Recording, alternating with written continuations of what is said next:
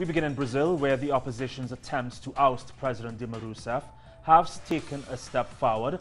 The Speaker of the lower house, Eduardo Cunha, has agreed to open impeachment proceedings against her.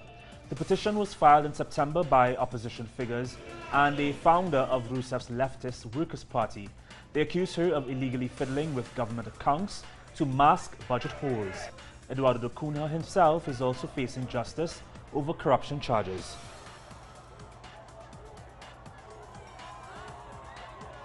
And for further information on the implications of the impeachment proceedings, we head now to Rio de Janeiro. We're joined by Feres Jr., a professor of political science at Rio de Janeiro State University.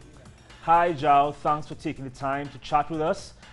What steps can you tell us need to be taken now in order for the impeachment to succeed?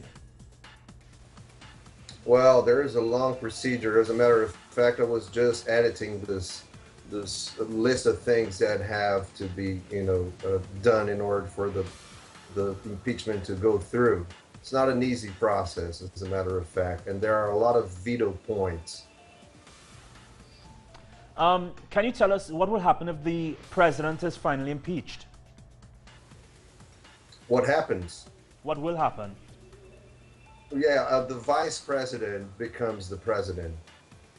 In this case, in the case that we are now, in case this particular process is accepted and goes through and succeeds, it's finally voted and accepted by Congress as a whole, then the current president is removed and the vice president assumes the presidency. It's interesting. How can it be that someone who's facing calls for his own ousting due to corruption charges, how does he have the power to oust the president? Oh, as a matter of fact, this accusation, this process of impeachment is not due to corruption. It's due to mishandling, alleged mishandling of the public accounts, of the way that the budget is dealt with. But it has nothing to do with corruption, but with the administration of state finance. Understood. Can you just tell us how long will this entire process take once it begins? Excuse me? How long will the entire process take?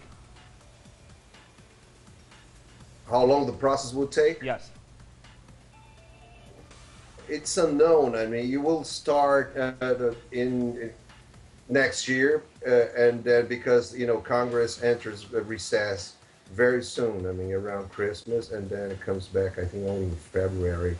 But if you see the bylaws of Congress, the whole process doesn't take a long time, but there are a lot of measures that can be taken that will postpone its final due date.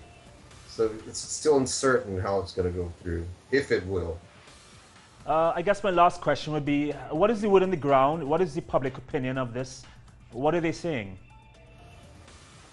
It's very hard to know the public opinion on these matters because the media is very biased against Dilma. So if you accept the public opinion as, what the big media publishes or televises, broadcasts, you will, think that the public opinion is for impeachment. But, I don't think that's a general opinion of people. So, it's really, there is a struggle for public opinion in Brazil, too, that goes, together or at the same time that this political conflict is playing out in Congress and between, Congress and the president. Understood. João, thank you so much for taking the time to chat with us. It's been a pleasure. Have a great night.